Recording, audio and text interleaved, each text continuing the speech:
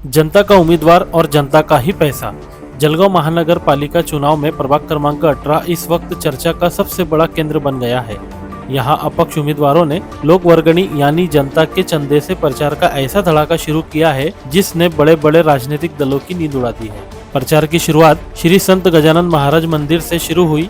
प्रभाग 18 ब की उम्मीदवार ज्योति विठल पाटिल और 18 क की उम्मीदवार सुनीता चंद्रकांत बापसे ने मंदिर में श्रीफल चढ़ाकर अपनी रैली की शुरुआत की। लेकिन इस चुनाव की सबसे दिलचस्प बात है रिश्तों की जंग। इस वार्ड में दो सगी देवरानी जेठानी आमने सामने है। शिवसेना की आधिकारिक उम्मीदवार अनीता बापसे के खिलाफ उनकी अपनी ही भावज सुनीता बापसे ने अपक्ष मैदान में उतरकर मुकाबले को कांटे का बना दिया है। घर की इस लड़ाई ने पूरे शहर का ध्यान अपनी ओर खींच लिया है। हैरानी की बात है कि बिना किसी बड़े राजनीतिक दल के सहारे इन अपक्ष उम्मीदवारों के लिए खुद जनता सामने आई है। लोगों ने खुद चंदा जमा करके चुनाव का खर्चा उठाया है।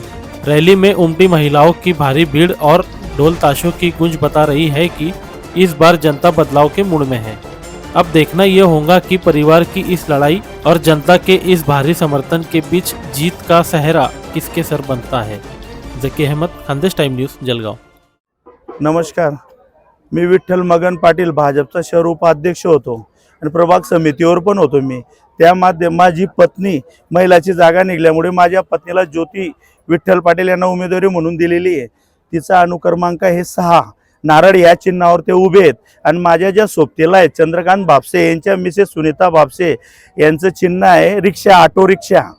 आम्ही दोघंही अपक्ष उमेदवार आहेत, पण जनतेने आम्हाला आमची ताकद नव्हती उभं राहण्याची। पण कॉलनीतल्या लोकांनी 15 वर्षापासून चंदूभाऊ बापसे हे सतत नेहमी मेहनत करत होते वार्डामध्ये आणि मीही मेहनत करत होतो। माझ्यापेक्षा त्यांनी खूप मेहनत केली वार्डात, पण जनतेने सांगितलं की तुम्ही उभे राहा, अपक्ष उभे राहा। आमची ताकद नव्हती तरी पक्ष लोकांनी आम्हाला उभं केलं। तर आता तर मला माहित पडतं की काल संध्याकाळी की काही महिलांनी की रुमाल झोली घेऊन सन की पैसे गोळा करताय, काहीतरी 30 का 35 हजार रुपये महिलांनी गोळा करून दाखवले। मी हात बघितलं सुद्धा नाही। तरी आता मला असं वाटतं की सुप्रीम कोर्टातले एवढे भावनिक झाले आहेत की स्थानिक उमेदवार पाहिजे, कारण की 15 ते 20 वर्षापासून इथं बाहेरचे उमेदवार निवडून येतात आणि एक कॉलर धरणारा फक्त एक चंदू बापसे होता इथं। त्यांची आई जर नगरसेवक होती तरी 10 वर्षापासून त्या माणसालाच धरले जात होतं। तसं मी एक उमेदवार म्हणून मागे पण उभं राहिलो होतो, पण थोड्याशा मतासाठी पडलो होतो। पण आता पक्षाने मला डावललं, पण तिकीट दिलं नाही। तिकीट दिलं नाही म्हणजे त्यांनी पैशाच्या जोरावर दुसऱ्याला तिकीट दिलं।